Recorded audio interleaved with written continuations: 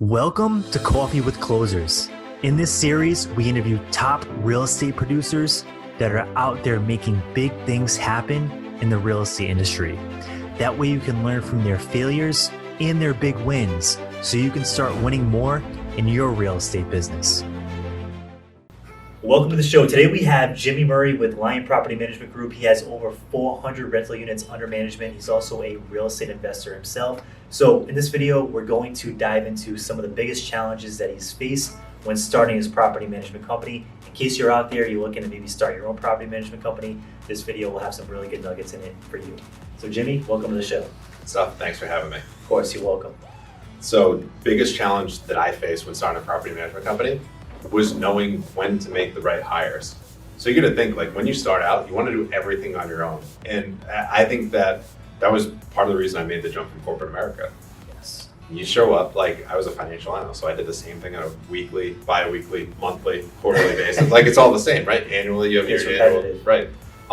So it gets super repetitive. The cool thing about property management is even if you have a system in place, there's still crazy shit that happens all the time. Like, literally, you can't, like, there are some repetitive processes in the business, but it's always different. So my biggest thing, because I enjoyed having, all the different changing landscape on a daily basis, was figuring out where I make the right hires.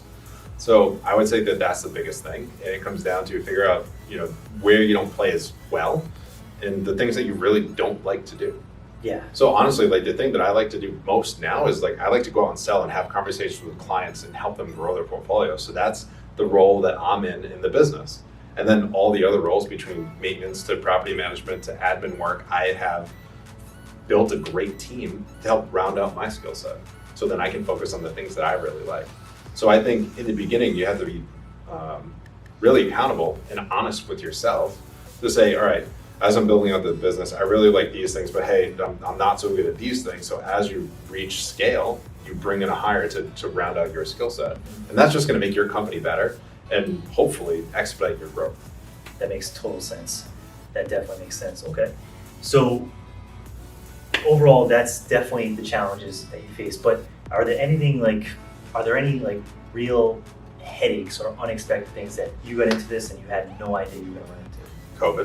COVID, yes. Yeah, that will do it. So honestly, like, the landscape changed dramatically during COVID, and I think, like, specifically related to evictions. So, obviously people experienced some tremendous financial challenges with businesses being shut down.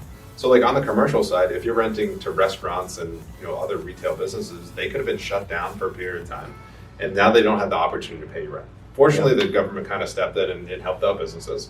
And the same thing happened on the residential side.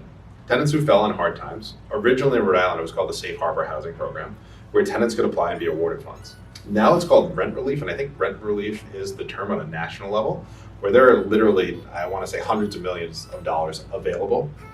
Honestly, like, the biggest curveball that was thrown in owning Lion Property Management, for me at least, was COVID, to try and figure out how to navigate those times. It's tough. Because it's not just tenants having hard times, because if the tenants aren't paying, now the landlords are having a challenging time. Yeah. And, we all have different, financial backdrops or landscapes. So, like, some folks may be well capitalized, some folks may have bought on a tighter budget. So I was trying to navigate those relationships and continue to provide communication to both tenants and clients alike. Yes. Hey tenants, this is where we can help you out. Hey clients, this is where we're trying to work. This is what we're doing with the tenants. And just really over communicating. Mm-hmm. That's a lot to manage. So that was kind of like how we tried to approach that. So that was probably the biggest curveball and the biggest challenge of, like, hey, yeah.